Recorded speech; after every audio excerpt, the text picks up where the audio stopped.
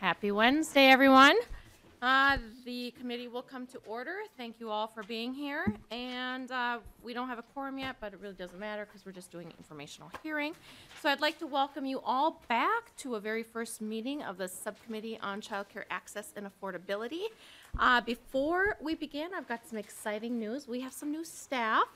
So we have Mary McNamara to my left. She is the committee legislative assistant, and so my legislative assistant, she's super awesome. And then we have Allison Roble. She is the House researcher, and where's Allison? Yep, right down there. She's awesome as well. And then we have Mark Lalaberty. I am so glad that he put his pronunciation down on the sheet so that I didn't, mess that up. He is our committee administrator, and he is so organized. I am so excited to have him on our team. And then we have Dave Sullivan returning as our DFL researcher, so we did not scare him off from last session, so welcome back, Dave. Just a reminder, members, that the subcommittee falls under the jurisdiction of Health and Human Services Reform Committee, and we will have bills referred to us from that committee only. The subcommittee can unofficially amend the referred bills before being considered by the full Health and Human Services Reform Committee. Currently, we do not have any bills before this committee that have been referred. Reminder that last session, Chair Schomacher had asked that the subcommittee the work be completed 3 weeks before deadline. We are anticipating with this short session. Did we get our deadlines? We got our deadlines, right? Yeah, we did just yesterday. Okay. Well, as of now, we're anticipating our work needs to be done by March 20th, so not a whole heck of a lot of time.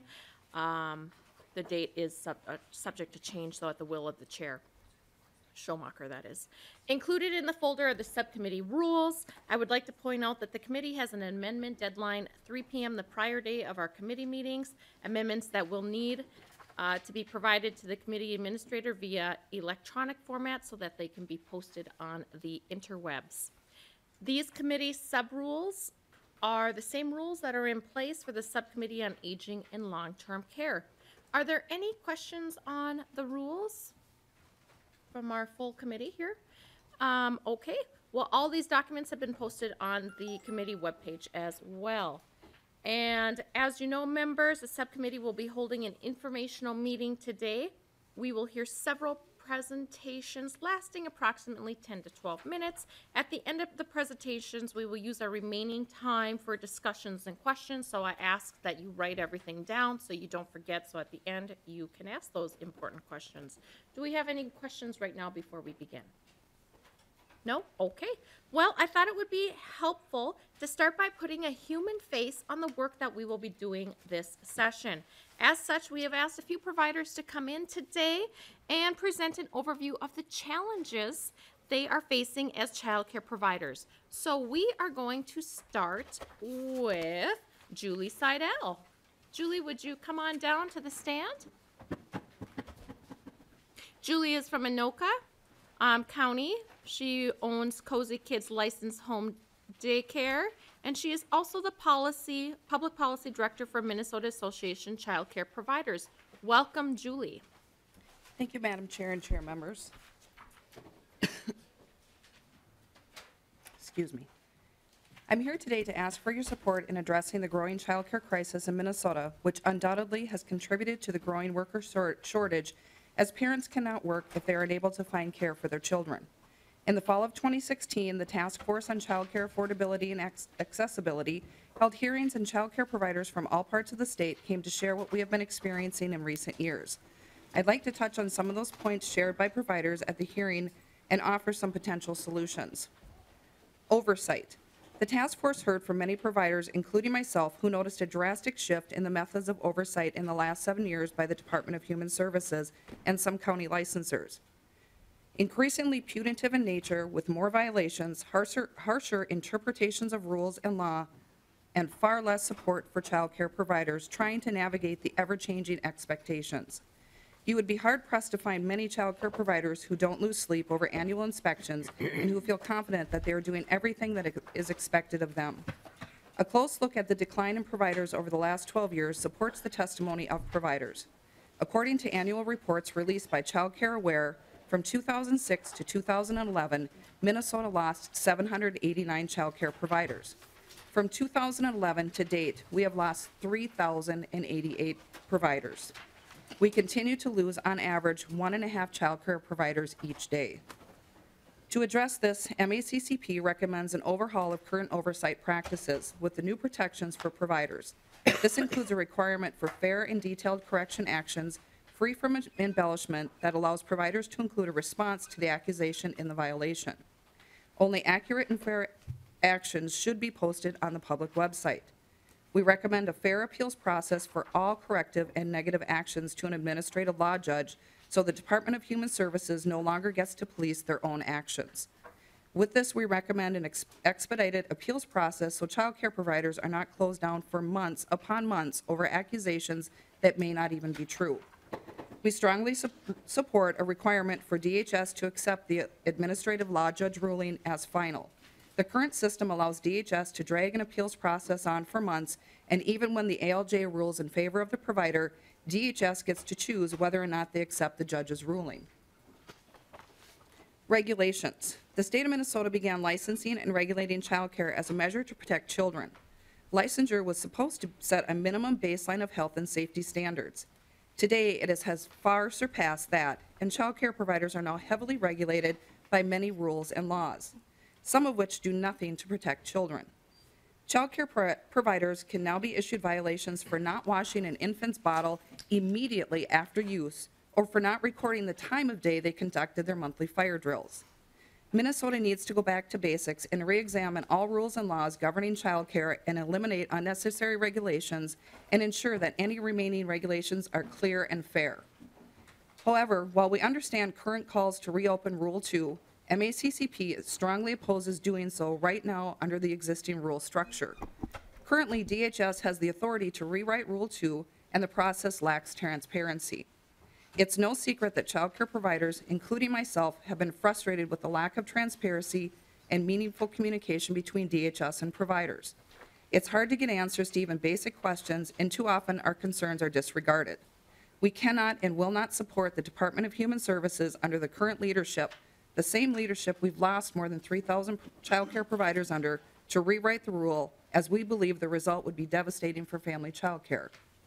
MACCP supports transferring rulemaking authority from DHS to the legislature and would support a task force or committee that includes family childcare providers to propose changes to the rule. We support an open legislative process for all rule changes. Paperwork. In 2016, the task force heard about redundant and unnecessary paperwork requirements. Instead of reducing and streamlining paperwork, we actually ended the session with more paperwork. MACCP recommends eliminating all unnecessary paperwork, and we have written a bill this year to eliminate the annual insurance notification to parents, and we hope you will consider signing on to supporting this bill. Training. In 2013, the required training hours were doubled for licensed family child care providers, and new required classes were introduced. Having to take the same classes over and over again is unnecessary and uninspiring. MACCP recommends relaxing training requirements so child care providers have more flexibility to take classes that meet their own professional development needs. We also recommend relaxing requirements for trainers and new classes and develop the class registry tool so it's easier to bring in educators in from outstate. MACCP also supports allowing more flexibility for providers who face hardships so a child care provider undergoing chemotherapy does not lose her license for not getting all 16 hours in before her relicense date. Insurance. State law allows insurance companies to deny coverage to child care providers who care for more than 5 children. This makes it difficult and costly to obtain homeowners insurance for child care providers. MACCP has written a bill to prohibit these underwriting practices when the provider has a business liability policy. We will hope you'll consider supporting that. Fingerprint background studies. At the tail end of the legislative session last year, DHS was able to include a number of harmful provisions that never received a hearing or an opportunity for public feedback. One of these provisions was misclassifying our children as child care staff persons in an attempt to require invasive fingerprint background studies on them. New federal law required all childcare staff persons undergo these studies, but children were not included in the federal requirement. There is a Senate File 2683 to repeal the fingerprinting of our minor children. Without this repeal, the loss of family childcare homes will be immense. The current background studies our children go through are so thorough that they can be disqualified without having ever been convicted or even charged with a crime. Fingerprinting and photographing them like criminals is an unnecessary violation of their rights and privacy. In addition to the concerns regarding fingerprint of minor children, DHS still has not provided full and honest disclosure about what these new fingerprint background studies will entail. They have traveled the state telling childcare providers the FBI will not keep their fingerprints or photographs, yet state law clearly says they will. In addition, the FBI's privacy statement for the NGI database clearly says prints are kept until we are 110 or have been dead for 7 years. DHS has not yet confirmed to providers if they are enrolling us in the FBI's Rat Pack program, yet the report to legislature last year indicates this is what they intend to do. Permanent entry into the FBI's database, the same database as convicted criminals, where our prints will be searched daily for the rest of our lives, is a very serious proposal. It should not take 9 months in legal aid to get the disclosure we deserve. MACCP supports language this year that will require DHS to give full and honest disclosure about who will have access to our biometric and personal data, how long they will keep it, and how it will be used. We've written language that will require the agency submitting our prints and personal data to the FBI to request it be removed once we no longer require to submit to background studies. We hope you will support this language also.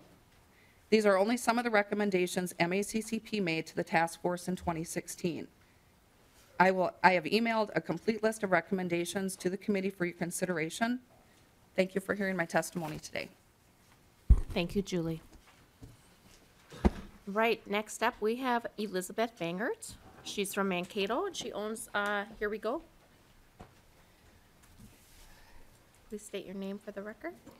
My name is Elizabeth Bangert. I'm the owner and director, excuse me, of Here We Grow Early Childhood Center in Mankato, and I also serve as a consultant. I had this 3-page letter that I was going to read, and I'm not going to read it. And I apologize if I start crying. The past 3 weeks, since something big happened in our country, I've watched students walk to the Capitol and lay down and demand gun reform. I've watched one person #MeToo, and a whole nation started talking. But over the last 7 days, after requesting to testify here, I was told by an individual only to speak to the broad issues and not get down to the specifics. And I don't understand how we're supposed to address the crisis if we don't talk about what's actually happening. So I'm asking for your permission to proceed with sharing things without mentioning names, things that are sitting in the audience impacting people today who rode with me from Mankato. And if not, I understand your decision, but I have to figure out a way to share our story. May I proceed? Go ahead. On October 11, 2017, I received a phone call that rocked my world. Here We Grow is being investigated for maltreatment because a child fell off a slide 2 feet. I didn't understand what my rights were. I cannot afford an attorney. I have 50% of my revenue that is delayed every month because of parent-aware scholarships and CCAP payments. I am one person. I live in a 1,000 square foot house. My husband and I work 60+ hours a week. I could not afford an attorney. I had to go to Senator Frentz to help me understand what my rights were. DHS then produced a document that was forwarded only to them. It was not put on the public website afterward, explaining what my rights were as a provider. I then closed because I knew the impact it would have on my teachers, and DHS did not show up that day. They showed up a week later. I had parents who were upset because their children went home and saw their teachers crying and heard them throwing up in the bathroom. I have a teacher here today who was crying because she asked me afterwards, because of what was said on that sheet, and told her at the end of the interview, you can lose your right to work with children, if she would lose her teaching license. This is real. These are our lives. And because of that, my colleague and I started digging into citations. We have made it through 300 out of 1,809 childcare centers, line by line, entering them into an Excel database. 41 violations for plungers in the bathroom. Plungers in the bathroom. 40 violations for adult scissors on a countertop. A violation for prickly grass, and my favorite, rabbit poop in the yard, and a stick. These are the things that we live with. This is public data that has been there for years, and DHS is doing nothing. And furthermore, I have an individual here who is in the newspaper for not having enough Play-Doh. In a letter dated August 17th, 2017 from Emily Piper, which was forwarded to me by a source I will keep anonymous, she cites two main points on the second page. Point number 1 was that the marble shaming jar was actually a legitimate citation. Point number 2 was the Play-Doh citation would be revoked. Here we are, still 6 months later, and as of Sunday, that was not changed. So I emailed the person back who told me about this letter. And then magically the next day, the Department of Human Services rescinded it. What happened? Why does it take me playing the guard of our lives? I don't want to be chosen. I've begged God. I'm a Christian. I've begged God. I don't want to be chosen for this. I don't want to sit here. I don't want to talk about these things because I know that I will be targeted. This is very real. My house is on the line. There's a person sitting here who has a conditional license right now who's being played games with their licensor. But we uncovered an individual who had 33 violations and the next time 17 repeat violations, and they do not have a conditional license. What are the criteria for conditional licenses? Furthermore, for maltreatment, I don't even know what the criteria are for that.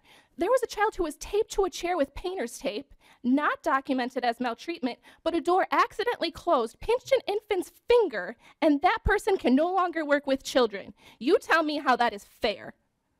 Who would want this job for an average wage of $9.06 an hour when 46% of childcare workers in this country live in poverty and use childcare assistance or some form of state assistance?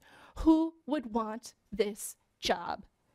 And then you don't even have a fighting chance. You go to an ALJ and they make a decision and the DHS turns it over. I have people flooding my inbox in my email with anonymous stories begging me to keep their stories quiet because they don't want repercussions of things that have happened in their county. A New Ulm provider drove from New Ulm to Mankato to tell me about what happened in her home, how DHS came to investigate her when her child was in the hospital, up at Children's. 3 days later, her child died, but she was told, if you don't come down and we investigate this now, your daycare closes. What a terrible decision.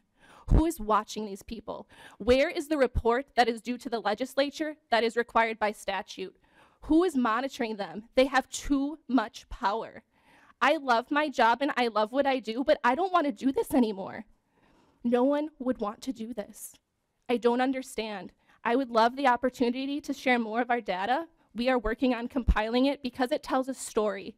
And it tells a story 300 licenses in out of 1,809 that is terrifying. And it needs to be told for change to happen. Theodore Roosevelt gave a speech in the arena called The Arena.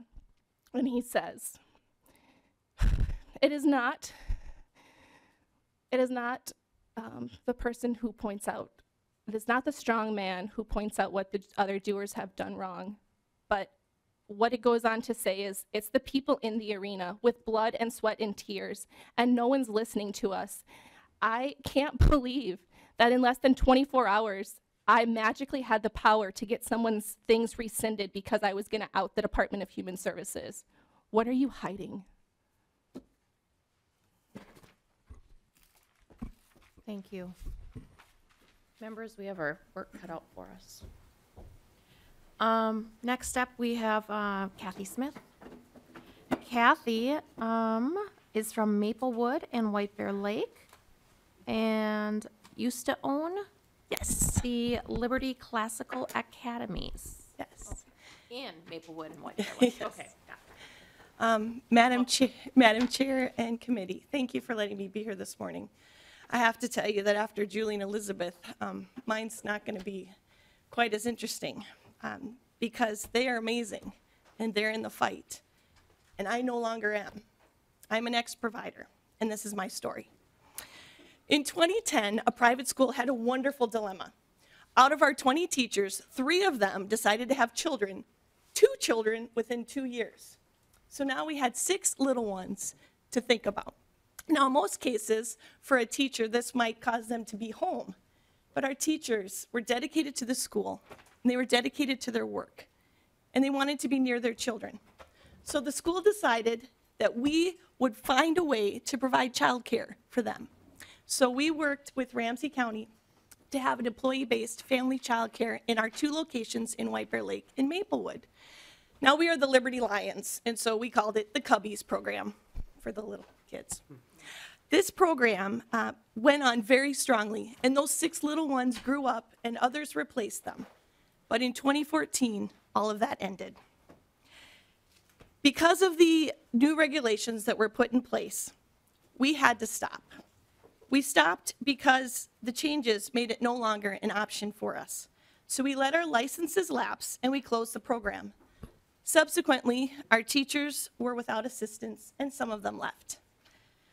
I know you must be familiar with the Minnesota Child Mortality Review Panel's report of 2012. I believe it was the catalyst for a lot of the changes that were made in regulations. If you've read the report, you'll see that the infant deaths were clumped together. Any form of death was clumped together to a total of 83 in 10 years. They didn't separate out the ones that had serious illnesses. They didn't separate out the ones that died of SIDS where the child care provider was not at fault. They just threw them all together. And because of that, the small number that were not following regulations forced change on the whole state. So those maybe 4 caregivers on average a year affected 1,590 caregivers who were following. In 2013, in January, I spoke at the Health and Human Services Committee hearing, and I pleaded with them to not force this kind of a change on the entire state. My plea was unanswered, and 5 years later, we have a loss of about 29% of our childcare, our family childcare programs.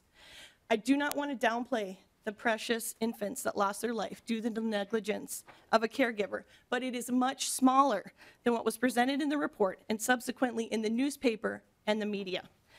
I believe it was all used as a purpose to close family childcare programs, and it worked. Now the new regulations make it almost impossible to make having a family childcare license feasible and productive. I believe that the fact sheet from the Inspector General updated March 2017 stated it best when they said that closures peaked in 2013, and that was heard from providers that both the media focus on the infant deaths in family childcare and the resulting new regulations contributed to the factors of the providers leaving the field. And some of these providers had provided care for over 15 years. Now, to someone not in the family child care business, it might be hard to understand how these new regulations would annihilate your business. So I'll illustrate it with some simple math. I am a teacher, and so if you would join with me in this little example, that would be great. Let's say you have 6 kids. They pay an average of $100 a week. So how much do you have a month? 6 a week, so 6 times 4, 2,400. Excellent. All right. And from that 2,400, you need to set aside a third for taxes. So you have 1,600. Okay, so we got 1,600. Okay, sorry, it's early in the morning. I'm throwing things at you. Okay, from that, so now you're down to 1,600. Let's say you've got your liability insurance for about 150. You're going to have snacks for the kids. You've got to have breakfast and lunch and morning snack and afternoon snack. $75 a week. I'm being very tight on the budget. Let's say it's $300 a month. So now you subtract that from the 1,600, and you're down to 1,150. Okay, good. So we got the 150 minus the 300 from the 1,650. So we're at 1,150, and then any caregiver worth their ounce in gold is going to be buying miscellaneous supplies, right? Art supplies, those types of things. Say an average of $150 a month. Again, I'm going really small. So we're down to about $1,000.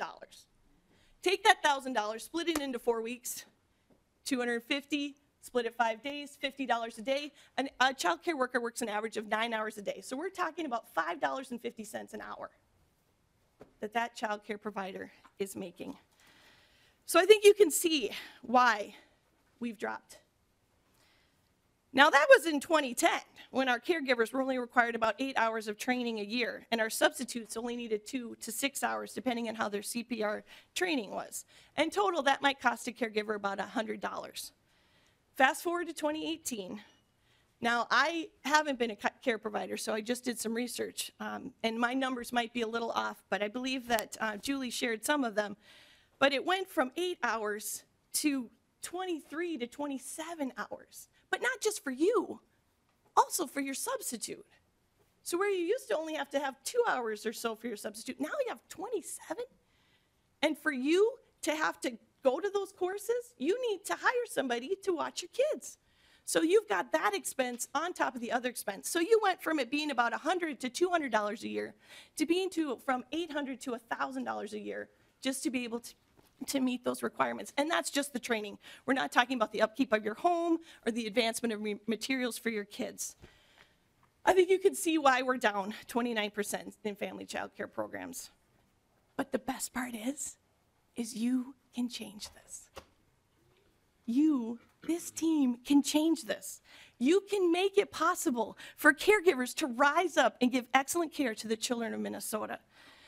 This may seem harsh, but it's because of this governing body that we've lost them, and it's because of this governing body that we can rejuvenate the child care programs in Minnesota. I know you'll make a difference. You'll find a way so more caregivers can cherish our new little Minnesotans. With your dedicated hearts and having a team that brings the strength of Alexandria, Burnsville, Plymouth, Shakopee, Blaine, Long Prairie, Rochester, and Hibbing, I know you'll find the answer. Our state needs you to help us to provide for the approximate 86,000 children that the Inspector General calculated who still need care. The caregivers are out there, the children are waiting, and the ball is in your court. Thank you. Kathy, I think we may be all inspired here after that. Have you thought about being a motivational speaker? I'm a teacher. Thank you, and thank you all to those who put a human element on that testimony. It was very shocking, to say the least, and so DHS, I think you might be on notice here. Next up, we have a Think Small report. All right. So during the interim, the committee staff and I became aware of some important investigational work being conducted by Think Small. They've conducted interviews across the state with providers who have left the business. Now that we've heard from the human side of the story, I think it's important that we take a look at the analytics. So Think Small is here today to point out their results. So thank you, Cisa. It's been a little. Cisa Keller. Yes, Cisa Keller. Next time, put that as a pronunciation for me. So welcome. Welcome, thank you. So again, my name is Cisa Keller. I'm the Senior Vice President of Early Childhood Quality Development at Think Small. Think Small is a nonprofit organization dedicated to the quality care and education for children in their crucial early years. We do this through preparing providers, strengthening families, and catalyzing change. I was invited here today to talk about a survey that Think Small completed regarding family child care business closure.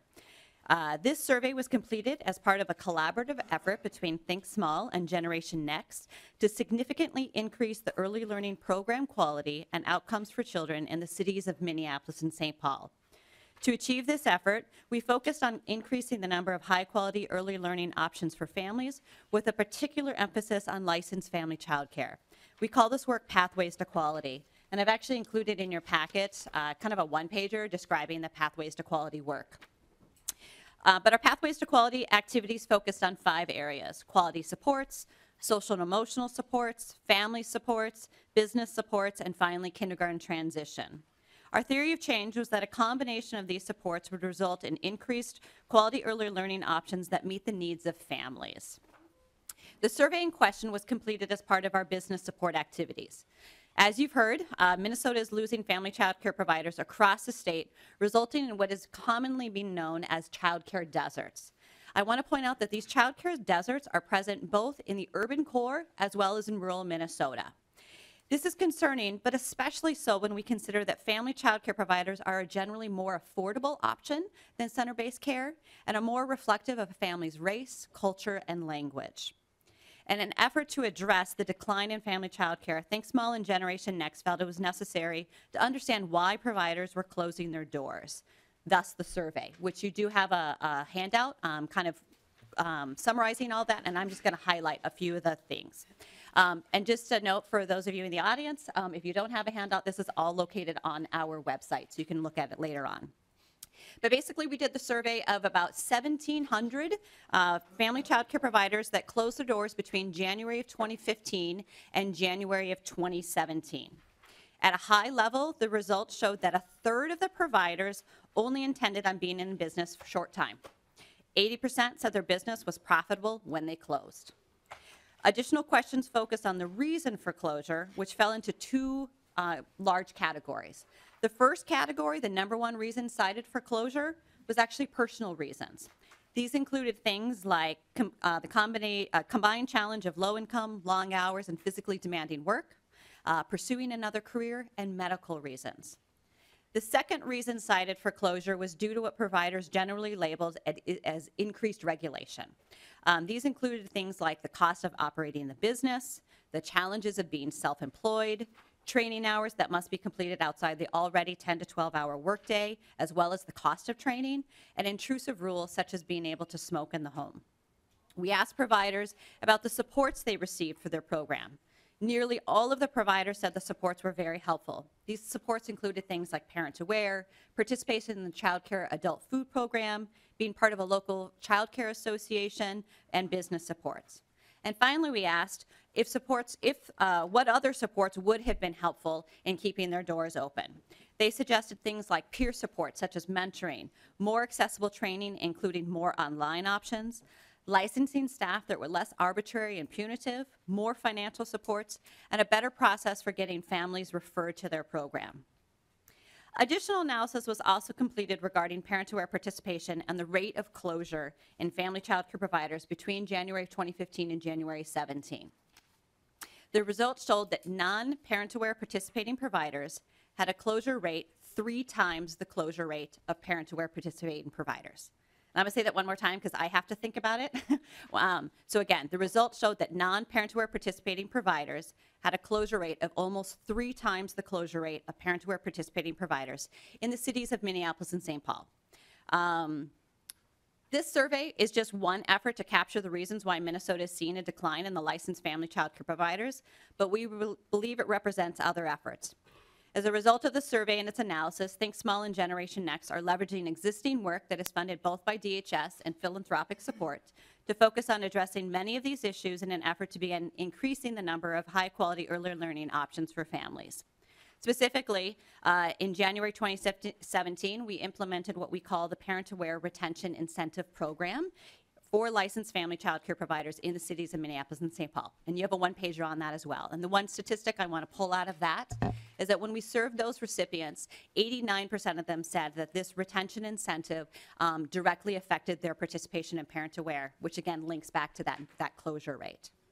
In addition, we are now exploring future efforts that include new strategies to recruit providers into the field, the use of technology to support providers' professional development, and additional financial supports. In closing, while we collectively may not have all the answers as to why Minnesota is seeing a child care shortage, the survey does serve as a starting place for potential solutions, and I have shared just a few that we have come up with. I look forward to working with this committee and all of you to invest in what we know works and is what's in the best interest of children. All right, thank you.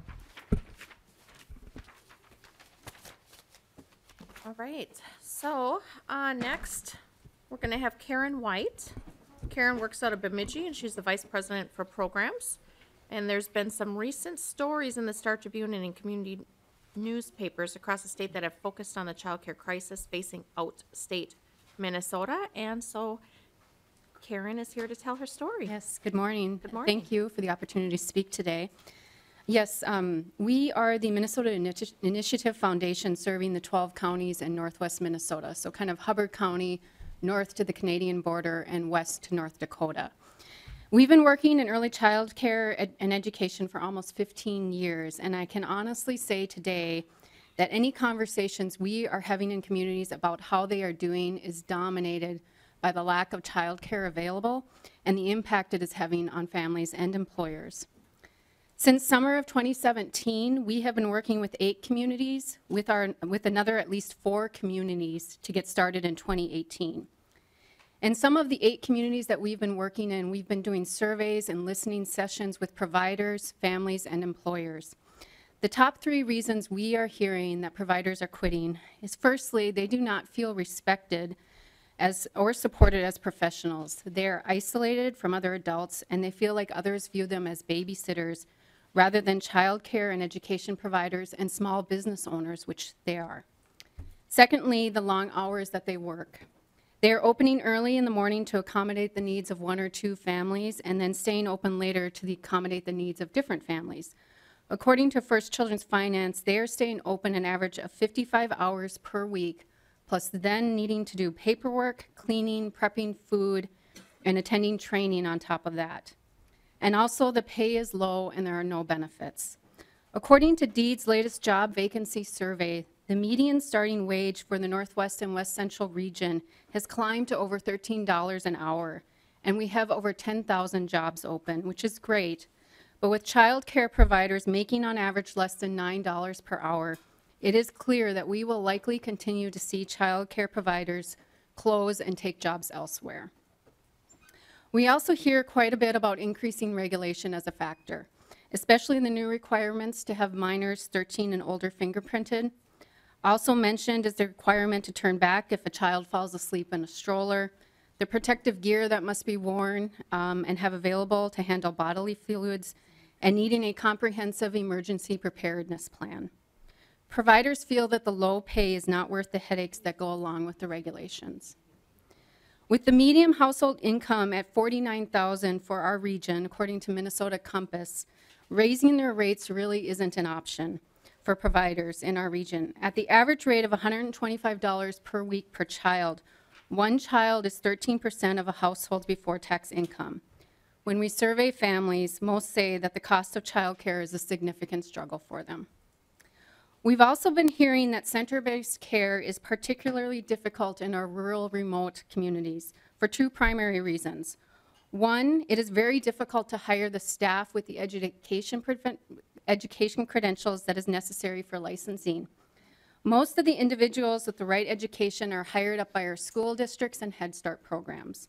The available workforce to fill the staffing vacancies is just not available. Even if a community had the available workforce, the business model rarely works. Either the center needs to have too many children, 100 plus, to cash flow, which is just not supported in our small populations, or they need to raise their rates way above what the families in the community can afford. Either way, the business model collapses. Our rural communities rely on family licensed child care providers in order to survive. We have multiple counties without a single center. Also, with this reliance on family licensed child care providers, finding open slots for infants and toddlers is especially difficult. And we are also starting to investigate the potential impact of voluntary pre-K on our family licensed child care providers.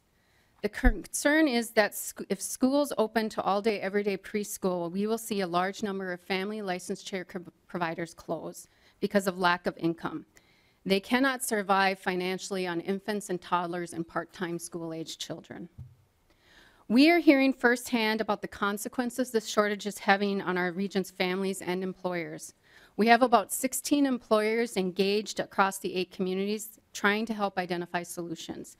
They are at the table because they hear that people that they want to hire are turning down jobs because they cannot find childcare. Anderson Fabrics and Black Ducks could bring 70 jobs to that community, but they believe that the lack of childcare will impact their availability to hire the workforce. And during one conversation, Christy McFarlane, former HR manager with Life Care Medical in Roseau, said, "If any one of our employers wanted to ramp up right now, how would they do it? I don't know how they would be able to do it because there wouldn't be any childcare available." That's sad for growth in the community. And we have a couple of different businesses looking to start open soon. How are they going to find people? And a survey response in Black Duck really said it all. I just had to quit my job today because I have no childcare. But possibly the most concerning consequence became evident from a survey in Roseau County. A whopping 56% of respondents said that the lack of childcare had impacted their family planning, the decision whether and when to have more children. Those children that these families are not having are our community's future students and future workforce that won't be there, and that's heartbreaking to hear. A few suggestions from our perspective. We want to thank you for the DEED Minnesota Child Care Grant. We are a grant recipient, and we plan to use the grant to help seed community-led solutions in 6 of the communities that we are working in. In these communities, multiple stakeholders are involved in finding viable solutions, and the stakeholders are viewing this as a community problem, not just a provider and parent or family problem. Additional funding would be helpful. We have at least 12 communities in our region with childcare gaps of over 100 slots. Implement voluntary pre-K as a mixed delivery with resources open to more organizations than just the schools. The schools are able to share the resources, but some estimates show that just 1% have done so far. If family licensed childcare providers are left out of this mix, we will have a full-blown crisis on our hands, without a doubt. Deliberate Regulation 9502.0367 with regards to the number of children allowed to be cared for by 2 adults under the Family Licensed Child Care Regulation, which is currently a maximum of 14 children. Without jeopardizing the health and safety of the children, can a new regulation be written?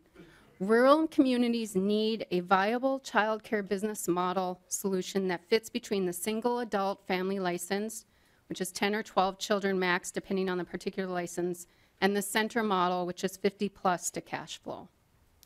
And suspend the requirement required to go into effect in 2018 that requires fingerprinting of minors 13 or older living in the household of the family licensed child care provider, or that may have unsupervised access with the children in care, such as visiting grandchildren.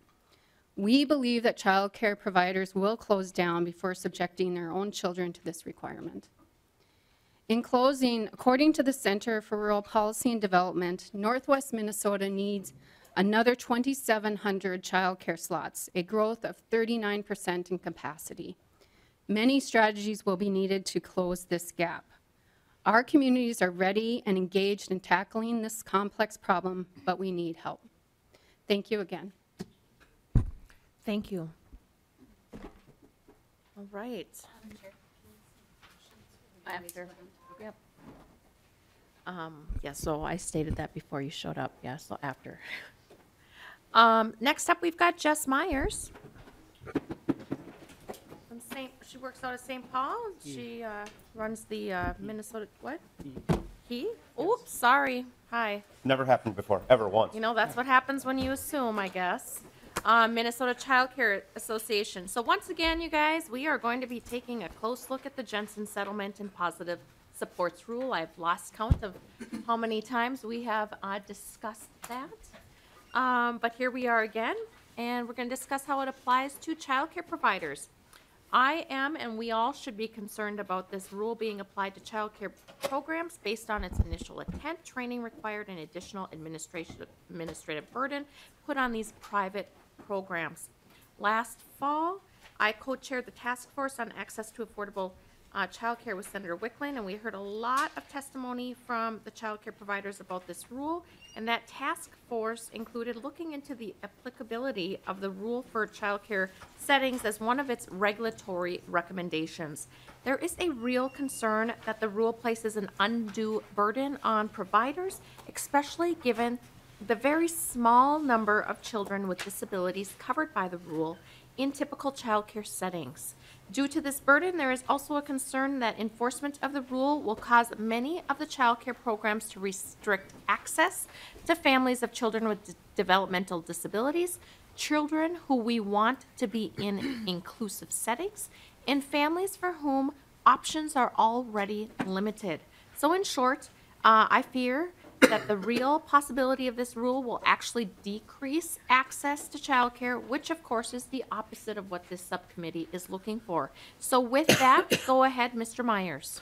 Thank you, Chair Franson. My name is Jess Myers. I am with Ewald Consulting, and I'm a government relations representative for the Minnesota Child Care Association. We represent about 250 child care centers across the state. These range from single programs to large multi-site organizations. Child care providers have been concerned about the interaction of the positive supports rule and our work since first learning about it in the summer of 2015. Now, the rule stems from the Jensen Settlement Agreement, which settled a lawsuit alleging that adult residents of a state-run treatment center were subject to illegal and unconstitutional things like seclusion and restraint. We're talking about handcuffs, we're talking about leg shackles, serious things that do not apply to young children in any setting. The agreement's scope refers only to that treatment center, to 2 additional adult foster care programs, and to other, quote, state-operated locations serving those with developmental disabilities with severe behavioral problems. Child care providers are obviously private businesses licensed by the state. They are not state-operated organizations. But in an attempt to change the culture of those serving persons with developmental disabilities, all provisions of the agreement were administratively applied to all DHS licensed programs, which includes licensed child care providers. Now, I want to be clear. MCCA does not disagree with the intent of the positive supports rule. There should be protections for individuals with developmental disabilities, and the alleged abuse of vulnerable adults that precipitated the lawsuit needed to come to light. It needed to be stopped. And future experiences like this need to be prevented, absolutely. However, compliance with this rule, which seems to have been intended for a very specific population of adults with developmental disabilities in state-run programs, places a tremendous burden on child care providers. DHS has done a good job of trying to reduce some of the confusion in the child care field by explaining that only a very specific population of children meet the, quote, developmental disability or related condition that triggers compliance with the PSR. Now, training is our biggest concern in terms of quantity, costs, and applicability to our field. Child care providers are required to assess all mandatory positive supports training before serving any child who meets the criteria covered by the rule. This training is 8 to 14 hours of specific instruction with significant content unrelated to the work of child care. Appropriate and inappropriate uses of shackles, for example, handcuffs, chemical restraints or medications to control behavior, solitary confinement, again, things that would never apply to a young child. Much of this is explicitly prohibited in child care regulations already. The training does not fit what child care providers do in their daily interactions with young children, and does not appear to be developmentally appropriate for the ages served in our settings. Now, the training is required of all staff who provide direct services to a person or a child with a developmental disability or a related condition, and also to those who have responsibility for developing, implementing, monitoring, supervising, or evaluating positive support strategies. Basically, every staff member who comes into contact with a child or who supervises, plans, or implements things for that child must complete the training. As I mentioned, the core training is 8 hours. An additional 4 hours are required for certain staff and an additional 2 hours for others. We're looking at requiring up to 14 hours of additional training on things that rarely apply to the type of setting and age group we're talking about in this child care. Now, for example, the cost to train all staff within a large provider such as New Horizon Academy to comply with the rule is estimated at over $538,000 just in the first year. This burden is especially significant given the tiny percentage of children served by a provider like New Horizon who are covered by this rule. New Horizon has roughly 10,000 children in their care, and of these, only 0.2% of these children currently enrolled have the specific disabilities to which the positive supports rule applies. In addition to training, there are increased documentation and administration requirements. The training is the biggest hurdle, but there is much more to it than that. Now, we have already heard from many members that the costs, both in money and in time, represent an unreasonable accommodation in order to serve, again, a very small number of children affected by the positive supports rule. Many providers have also said that they would need to severely restrict or refuse to serve children who present the diagnosis covered by the rule or who obtain such a diagnosis while they're enrolled in the program. I'm not talking about flat-out discrimination against children and families. That, of course, is illegal. I'm talking about the inability of child care providers to meet these requirements in the context of the staffing ratio, training, and other requirements already in place under licensing. The Minnesota Disability Law Center has helpful resources for families of children with disabilities who are searching for care. Now, this flies in the face, as you mentioned, Chair Franzen, of expanding access to community settings and services available to these children and their families. We want children of all abilities to be in the least restrictive community setting possible. Restricting child care access for affected children and families is a major concern, and delaying their access is another concern.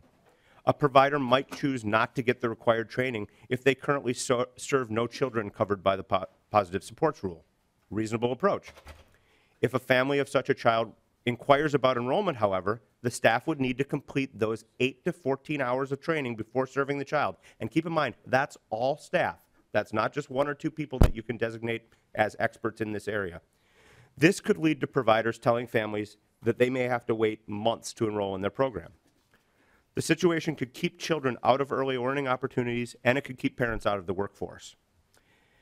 Now, MCCA has worked with DHS since the rule was announced to address these concerns. DHS staff have been willing partners, and they continue to be. But our members cannot be in limbo forever, and they will start getting licensing citations if these often unattainable requirements are not met. The real losers, we fear, will be the children and families turned away from the very supports and services they seek. Thank you. Thank you very much, Mr. Myers. Appreciate it.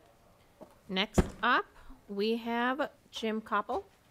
He's the Assistant Commissioner of Children and Family Services of DHS, and he is here to present us on the Federal Child Care Development Block Grant requirements that were not enacted in 2017.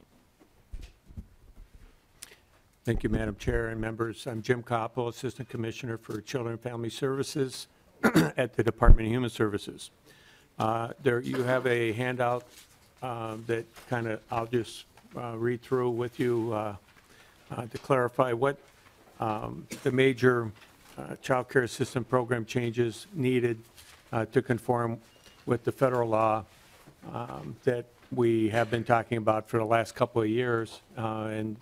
Last year there was considerable progress made in a number of areas conforming to that law.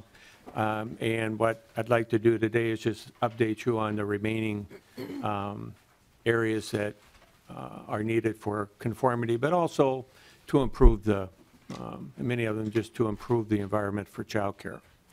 And the first one is the biggest one in terms of money. It's updating maximum rates. So we pay at the 25th percentile, which means in Minnesota we do a survey of rates. And if you score those rates, providers fall into the lowest and the highest, 1 to 100. We pay, this is a simplification but pretty accurate, is we pay up to the 25th percentile. The 25th, if there were 100, 25 providers would get all of their rates, and then it would go down from there. The challenge for us that under the federal law is not the 25th percentile, which is a low percentile to pay for reimbursement, but to base that 25th percentile on the most recent market survey. And our rates currently are based, last increase was in 2014, but it was based on a 2011 market survey. We do that market survey every 2 years. There'll be one available this summer. And so what the federal conformity would be conforming to the most recent market survey. 25th percentile, but that market survey. That's going to be a significant cost, but also will bring us into conformity and improve reimbursement rates for providers. Mr. Koppel, when you say significant cost, could you just throw a dollar amount out so we have an idea? Yeah, Madam Chair, thank you. I don't have my fiscal note in front of me from last year. I want to say it's in the neighborhood of $40 million a year. Would that be about right? Thank you. So 33 starting in 2020. 33 million, when fully implemented. Thank you. And then subsequently, there'd be increases as we do market survey every 2 years. So we would increase it every 2 years. Madam Chair, is that significant? Was I accurate? Continue on.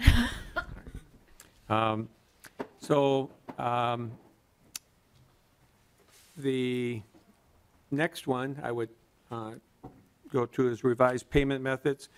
This is not something that requires legislation, but it is a federal requirement, and this is a task force that we'll be setting up. Right now, we pay hourly, daily, weekly.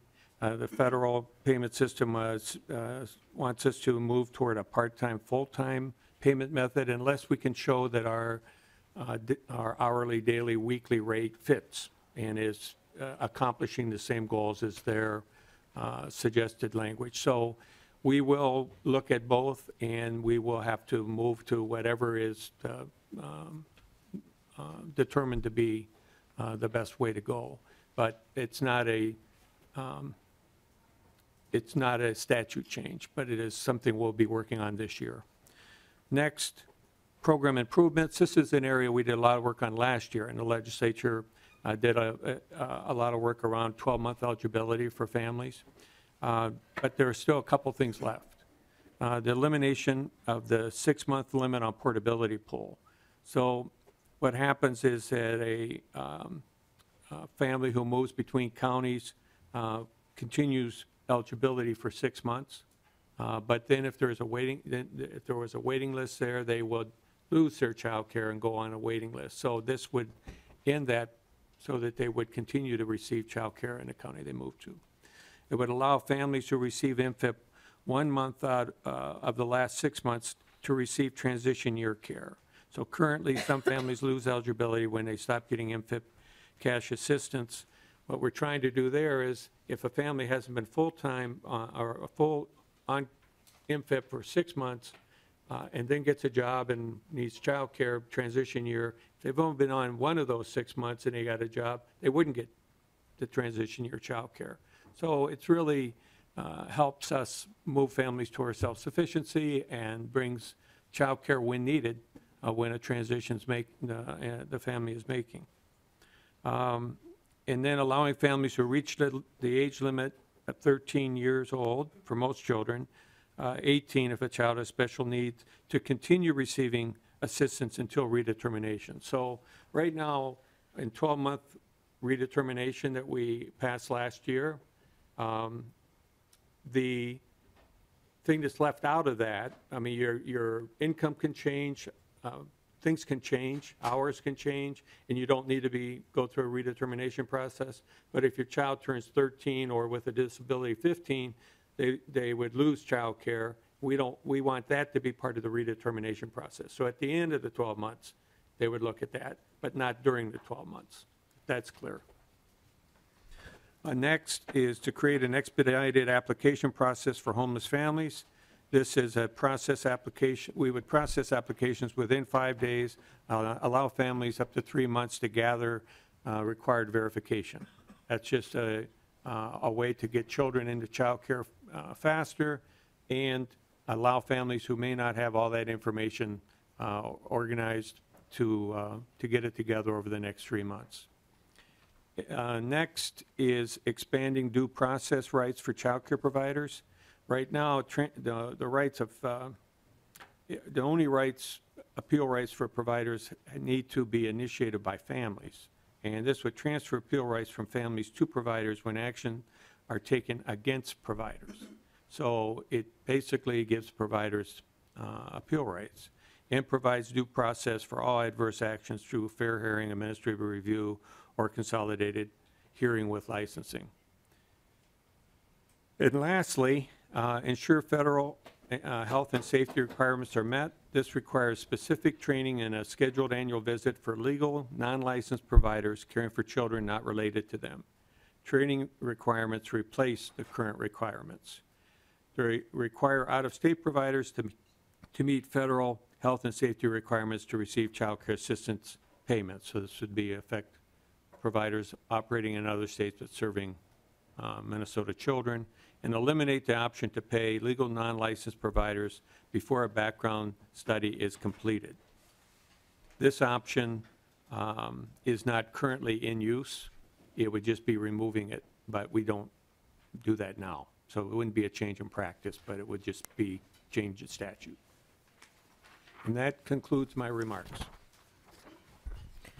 Thank you, Mr. Koppel. First, I think that Representative Stanseed has been begging to approve the minutes from February 27th, 2017. I do move the minutes. All right, do we have a motion to approve them then? Or you did? Yeah. Sorry. Yeah, so can we approve them? Yep. Yes. Okay, thank you. All right, so that's taken care of. I can sign this because my wonderful committee administrator would not let me sign them previously. You need to vote on it. Approved. You need to vote on it. Oh, we need to vote on those. Sorry, we're out of practice. Okay, so, all right, let's vote. All those in favor? Aye. Aye. All right, any opposed? All right.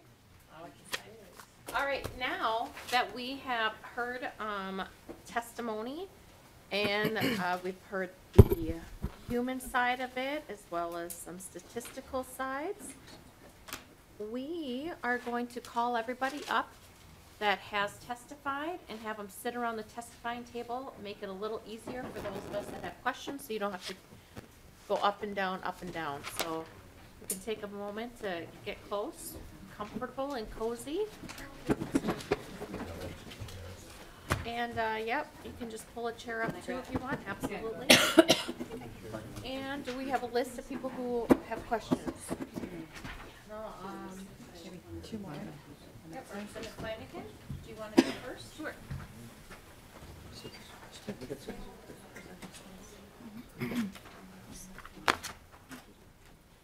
Thank you, Madam Chair.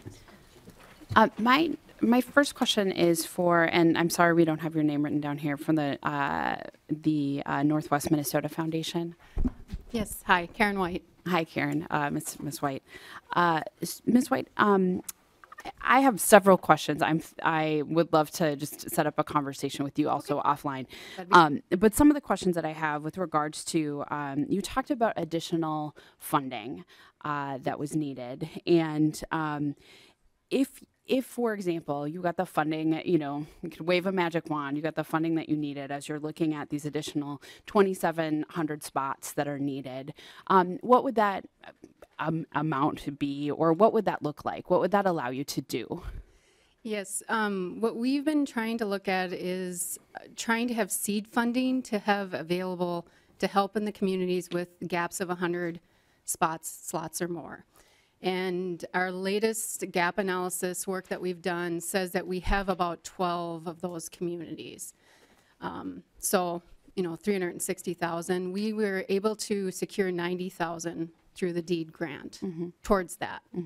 So we're looking at about another 270,000 would be our request. Okay. And we're working with a lot of communities and really letting communities really think about the best viable solutions in their communities. And looking at funding might go towards building remodel, might go towards initial staffing as an employer-based program might get up and going. We're also looking at helping provide business training to existing providers so that they feel more comfortable with the business side of what they're doing and can help increase their income through different practices. So those are just a few of the approaches that we're looking at. That's great. Madam Chair, Ms. White, could you also talk about the number of children? This is admittedly, right, this is a tricky issue for us to talk about, especially as it relates to safety. But I'm not sure if you had mentioned it before. You talked about it, but could you just reiterate, if you're looking at numbers, what are some of the things that providers are telling you for the number of appropriate adults or provider to child ratios? Yeah, more of the conversations we've been having have been around trying to find a way to have it be more financially feasible for two adults to work together in a business partnership.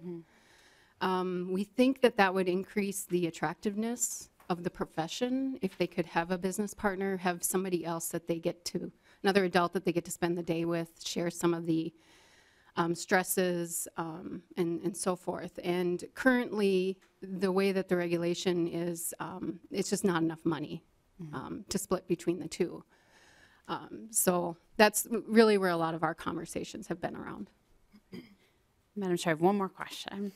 And that question is with regards to, and it's something that Commissioner Koppel alluded to, but CCAP reimbursement rates. Could you talk about that a little bit and what that would mean for, one, to ideally fully fund and forecast the child care assistance program, but two, just the provider reimbursement rates, and knowing that a lot of providers who care deeply about children in the community are taking some of these kids, many of these children at a loss. So. Yes, yeah. In our community, I mean, we have a number of communities with high poverty rates, and a number who rely on those assistants to have children in child care. And certainly, we would be all supportive of increasing those reimbursement rates. It would help with the low income that child care providers are facing right now.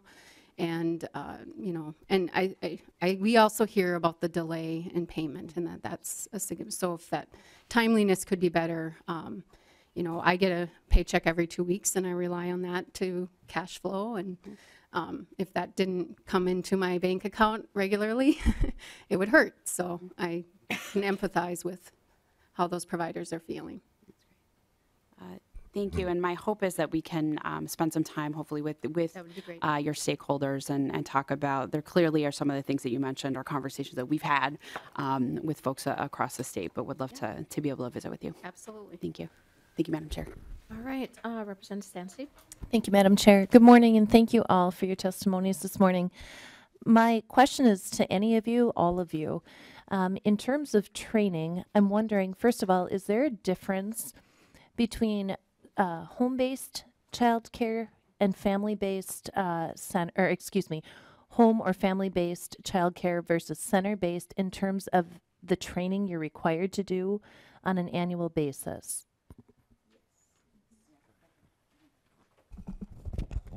Sorry, I'm doing the lean over. So again, Cisa Keller, Senior Vice President, Think Small. So Madam Chair and Representatives, there is a difference, and I can, the DHS colleagues can jump in on this more. Center-based care and family-based care are actually two different rules. Rule 2 actually is the regulations for licensed family child care providers, where Rule 3 is for center-based care. And on average, the requirements for training for licensed family child care is right about 16 hours on an annual basis. Center-based care is about 40 hours on an annual basis. These include things, these are mostly health and safety, first aid, CPR, safe sleep practices, as well as then a variety of other options, you know, that providers can choose from. Thank you. And then my next question would be, in terms of training, how available is the training to you, both as a family-based daycare provider or a center-based daycare provider? In my experience with the people that I've spoken with, it's very difficult. Oftentimes, some of the trainings take place during the day, making it very difficult to get there. And what is offered on an evening or weekend, there's often great travel requirements required. Yeah, I can talk to that just as a system, but then I think the providers can add some additional context. And I do want to clarify that center-based, the 40 hours is per staff person, not per program. So I think that's important. I think this is an area when we talk about training that we are absolutely on a continuous improvement. There is a lot of space to do this better and offer more options. So to your point, very at the most basic, is it near and available both geographically, time-wise, for providers to be able to do that, especially family child care providers as you're talking about their long working hours. And so I think many entities, including the Department of Human Services, the Child Care Aware System, are really trying to look at what those options are. Currently, there are basically 3 ways in which you can take training. You can do face-to-face training, in which you sign up for a training, you go on a Saturday morning, a Tuesday afternoon, and you do the training. You can do something, there's online training options through a platform called Eager to Learn, in which it's a scheduled Tuesday afternoon, Saturday morning type situation, but that's an online option. That has obviously issues when you get into greater Minnesota and we talk about broadband, but that is an option. That's one area that we can look to expand. And then there's a third option, and that is called Anytime Learning, in which it's more of a webinar-based type thing, and you do it at your own pace. So I think what I would like to highlight is I think from a training side of things, those of us that are delivering training are trying to find ways to meet providers where they are and actually support them. But there is a lot of area in which we can improve upon that, and we're constantly trying to explore what those options are. But I'm happy to turn it over to the providers for them to answer as well. Representative Franzen, Representative Sandsteed. From a center perspective, this is actually one of the challenges with the transparency for licensing. Last year, as part of the statutory changes, there were changes made for the training over almost 40 hours a week on average. And part of that details very specific things, such as child development, the history of child development, positive behavior, intervention type things. But the statute is very clear. It says you must have training in each of these areas. And when I met with the deputy commissioner, Ms. Wagner, she said that it was, and on the training sheet, even that the DHS provides, it's you may. So I have a real trust issue with the wording, seeing as the preponderance of evidence seems to dictate I can't win no matter what I do. So that would be great to find out. Additionally, as a teacher, I have to have 25 hours per year for training, and now I have to have 40, and I have a master's degree. So I'm not sure how that works. As far as family child care goes, the part of the problem that we're seeing is the redundancy of training. There are certain trainings that are required, and after 15 years of taking behavior guidance, and it's maybe 1 or 2 classes, you're not learning anything new. It's really hard to stay focused and to follow the class when you've heard it 15 times already. The online classes they speak of, a lot of times, the classes will be, there's a schedule where you have to sign up by a certain date. Even though you're taking this class online, paced to yourself, well, then you have a class that is due by a certain month, and you didn't sign up by the 5th of March, and you needed it by April, but yet you can't sign up for that class again until sometime in June. This is an online class. There is no studying with other people, so why is there these cutoffs for registering for these classes? And then if you're taking a class like CPR, first aid, they need to be taken face-to-face. This time of year, when mine is due in March, a lot of times classes are shut down because of weather. There's a lack of people who are signing up for a class, so a class will be canceled at that point. So there's a lot of things that go into the reasons why it's more difficult for us to, and I won't take a vacation day, and I'm going to be really honest, to take training for daycare. I do it after hours, I do it on a weekend, or I do it online. The ones that are offered during the day, child care providers deserve a day off, and we deserve to take our vacation to actually have vacation and spend time with our families. And so those are some of the issues that we deal with. There's a lot of restrictions with MNCPD. The trainers are, there's only certain things they can say. They cannot go off script.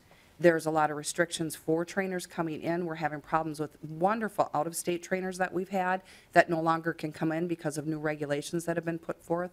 So there's a lot of problems with the training system besides just the hours of training.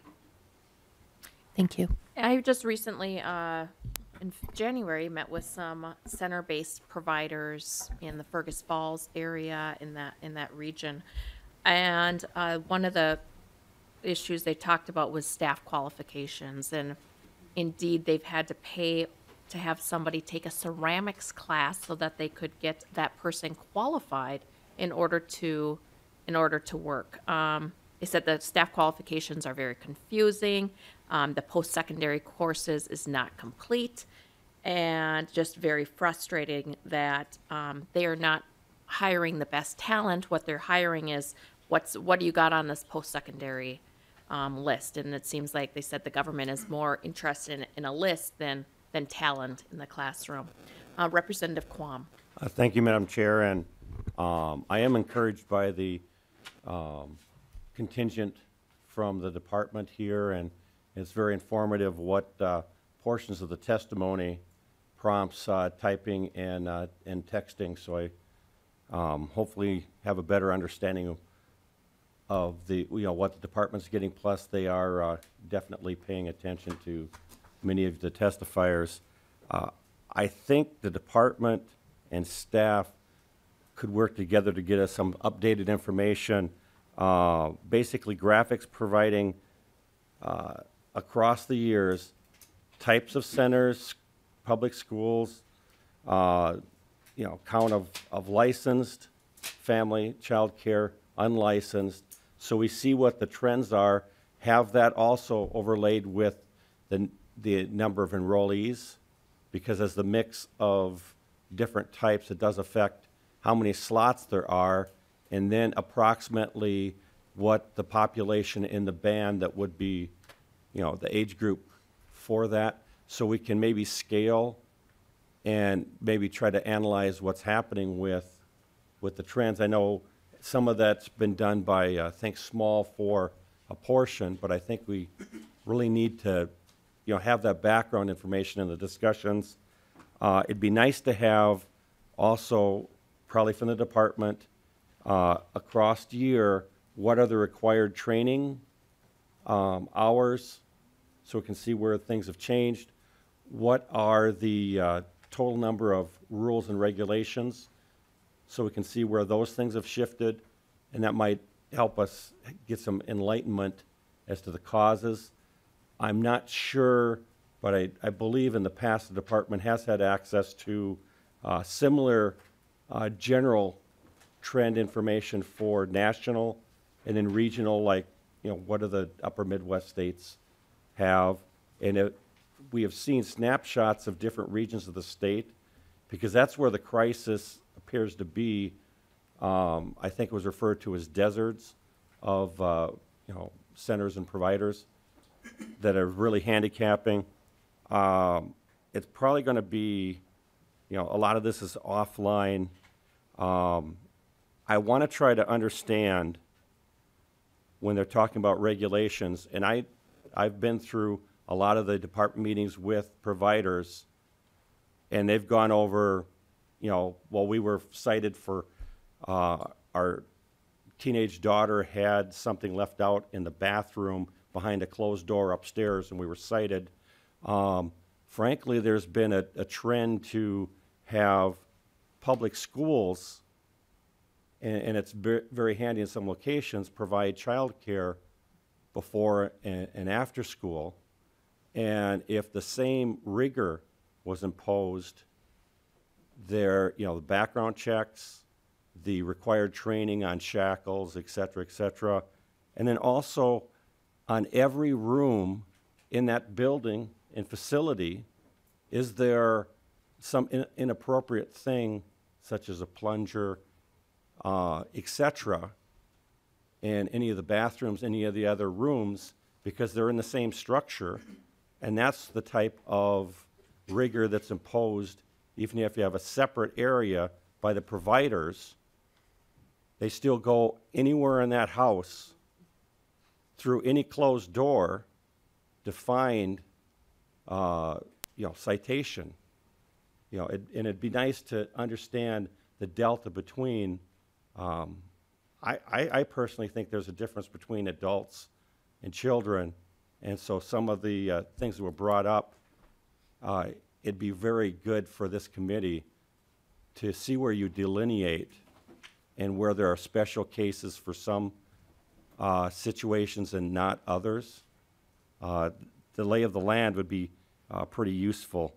And then what I've heard from providers regards to the keeping of the photos, especially of the younger members of the household. It's not just fingerprints. We're told, well, they're going to get rid of the fingerprints for the younger. It doesn't go to the FBI, but we're retaining the photos.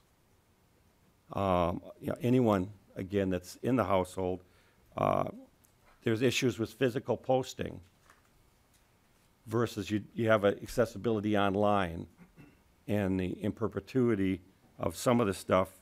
Multi-county repeat fees, if the department can illuminate, because my understanding from the discussions in the legislative intent and committee was part of the reason of having the department take over the background checks, besides the federal compliance, is now it's at a statewide level, and if you've got somebody that's subbing across 4 or 5 counties, which happens, each county is extracting those fees from the providers, and to me that's not the legislative intent, and it's not good for providers, which several testifiers have illuminated the very small amount of income that they receive when everything's taken out. But it is very confusing. It seems almost as if you're looking for justification to implement an agenda, and it almost seems as if there's a move to force out and close the family child care providers in favor of, I don't know, moving it into, public schools. And there have been nations that have practiced the cradle to grad, well, I wasn't going to mention that, but of where the state supplants the parents. And frankly, what I'm hearing about the lack of teamwork and feeling as if they're, one group against the other, you need to, as a state government, provide support and be part of a team. And I think that's what we heard last year, crying out for a team, work together, because that will provide for the children and the families. And, if there's a, response on how the department has improved the atmosphere and the teamwork cohesion, I'd like to hear that, but I understand a lot of this will have to come, offline. But if there's any one of the providers that can mention some positive steps in the last year about improving that teamwork relationship, I'd like to hear some good news.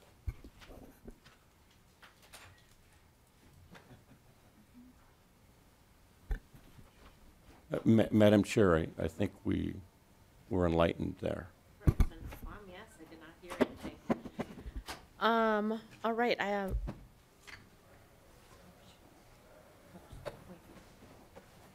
Yeah. Come on up. Hello, Regina.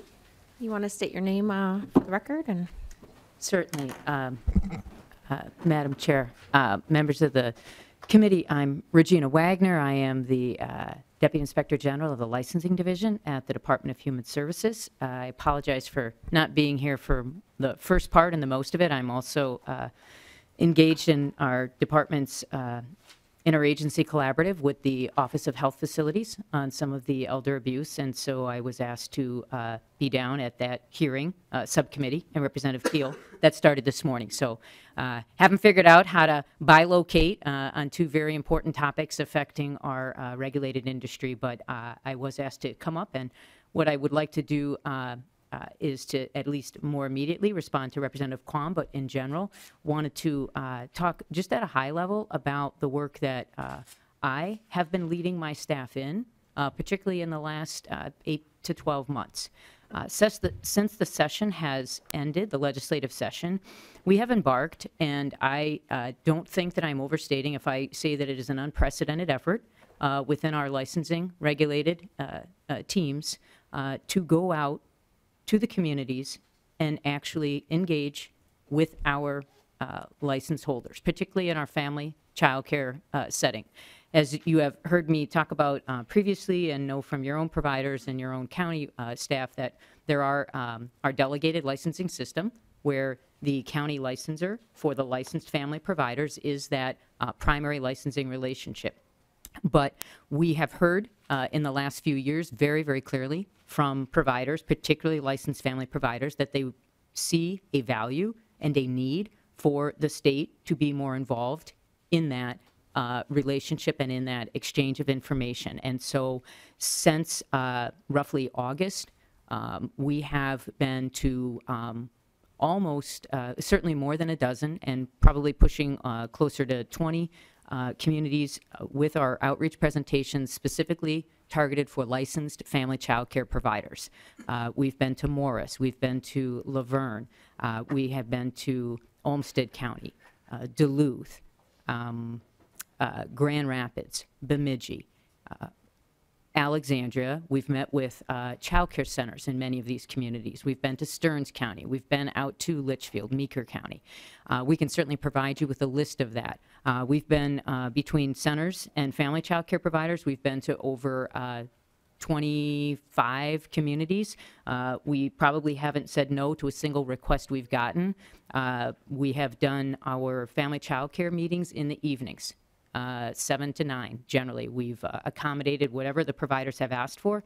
We've made background study staff available to come and be able to answer those questions, and the response has been extremely positive. We have had providers individually, as part of the presentation, afterwards come up and say, thank you. Thank you for coming out here. This is what we need. I've told them that we are committed to coming back 2-3 times a year to provide some updates and informations, respecting that they have their own needs for information and collaboration building, and they have all welcomed that suggestion. We've said that with center groups. There are groups that have met monthly that we weren't even aware of. Historically, the work of the regulators has been to kind of keep our eyes down and be regulators, and I think what these conversations in the past few years and the leadership on this subcommittee in particular has shown is that that's not enough, and that isn't going to help us to move the needle forward on it. We have heard many of the sort of pain points and concerns that have been raised by these testifiers, and during the last few legislative sessions come up. We've heard new things come up. We've heard people try to encourage us to look differently at it. I think what I have heard from providers is that both our Rule 2 and our Rule 3 are old. And we believe that some of what we are all living in is rules that are 20 and 30 years old that have not been updated, have not been modified, have not kept pace with where providers are moving. We have variance authority. Variance allows us to give an exception to a requirement in the rule. For some of the workforce issues, the staffing, the qualifications, we use that, and we use it a lot. I oversee more than just child care centers. We have the variance authority for certain things delegated to the commissioner and therefore to our staff. Child care centers in particular, we grant more than 3,000 variances a year. Those are requests that come in from the license holder. More than half of those are related to staff qualifications. We think our rule has some flexibility. Sometimes that flexibility people find of concern. How can a teacher oversee a classroom if, how can a director oversee a classroom if they don't have a teaching degree? Others have said, you need that flexibility. We try to look at what the rule says and how our variance authority can get us there. I think that when I speak to communities and providers in particular, and particularly family providers, and say, I think it's time for some, a collaborative effort to look at updating our rules rather than going in piecemeal to address individual things, there's a lot of support for that. And I know that that has been on one of the policy agenda items that it looked like a presentation handout for today, and we would welcome being some piece of that conversation. So I want to assure this committee that this is getting a significant amount of my time. I have personally been to most, not all, but most of those greater Minnesota and even the metro family child care providers to really hear for myself firsthand what their concerns are, where they are kind of giving us a nod, but quite honestly, where they're pushing us forward. We try to have our county staff that are there. We often have one or more county licensors for that county there. We often have a supervisor, if not a director there. The partnership that we are moving towards building, even as we staff up from last session, which we are very grateful for the legislature providing us the additional funding, we believe that we will finally have the actual boots on the ground, literally, to be able to begin to make a difference. We are putting more information on our website. Some information we've given previously, the legislative task force from 2 years ago, we had a lot of information related to what are the training requirements across the rules. We try to be aware of where we should have similarities. We understand that having things be more similar than different between a family-based and a center-based does make sense, but sometimes there are legitimate differences. So part of my response is to both apologize for not being able to be here for all of it in the beginning, but also to tell you that there is a significant amount of work going on. Representative Quam, other legislators have been able to be there. Some it doesn't always happen. We really just tried to say we want to respect the request that comes in from the provider group. They've got their agendas often scheduled out, but we really want to be as accessible as we can. I think that's very different than what we have done in the past. I've tried to push my staff a little bit to understand that's an important piece, that even though we're regulators, we need to be able to be there. We are in some sort of a relationship with our providers because we've given them a license. And so I think our role needs to be more than just eyes down. We're trying to get more data informed. I understood that there's been some testimony about some folks looking aggregate. I know some comments here about us looking at our data, and we really hope that we can begin to use our data and offer that up in formal and informal ways for not only the legislators but the providers, and clearly for ourselves to become a little bit more data driven. So if there is any specific questions, I'm certainly happy to answer them, but I wanted to at least acknowledge some of the work that we have been doing. It's very significant, different for us. We're seeing the positive results from it, and I'm personally very committed to maintaining that outreach and exposure directly to our providers. And it has been very eye-opening for me to have folks come up after and talk with me, short-term, long-term, what they've struggled with. Many are very supportive of some of the work we're doing. And by and large, a lot of them simply acknowledge that we're all in this together, and the dialogue is an important part. And so these committee hearings allow us that opportunity, and we're trying as well to kind of keep that work moving forward. So thank you. Elizabeth? I would like to respond if possible. Sure. I will. Jeez, this is an emotional roller coaster today. I have met a number of times with the Department. Please state. Oh, I'm sorry. Elizabeth Bankert, Here We Grow Early Childhood Center. Representative Franson. I have met a number of times with the Department of Human Services, and I understand that we are trying to move forward. However, we must acknowledge the past. There was a Greater Mankato Task Force meeting a few Saturdays ago, and yet every time the hard questions are asked, no one seems to want to answer them. I am not excited about there being additional licensors. That is 32 total people who have no consistency. That does not excite me based on the data that I'm reviewing. That terrifies me. I walk into my center every day terrified to go to work. Haley, my colleague, who would want this job? No one. No one would want this job. And furthermore, do you want to talk about transparency? Let's give credit where credit is due. The handbook that was provided to family and center providers this year is required by statute. That's not something they came up with on their own. That's a statutory requirement now for them to tell us what the new regulations are. And since we're being completely transparent, and I'm totally putting myself on the line, let's talk about the fact that you had an opportunity to be transparent and you left out the one statute that holds you accountable. Nowhere in that handbook did you talk about the new statute that dictates everything you have to report to the legislature. Nowhere was that mentioned. I am sorry, but we need change. This has been 5 years of a living hell for me that I would have never entered into. And tonight at 7 p.m., I have to drive to Olivia, Minnesota, where I do consulting and stand before a group of people trying to save their town and their community, determining how to get more family providers or somehow finagle a center there and stand up there and pretend like everything's sunshine and roses. And I won't do it anymore. I have to tell them the hard truth. It's hard to start a center. It's hard to be a family provider. And something has to change. I'm tired of sugarcoating it.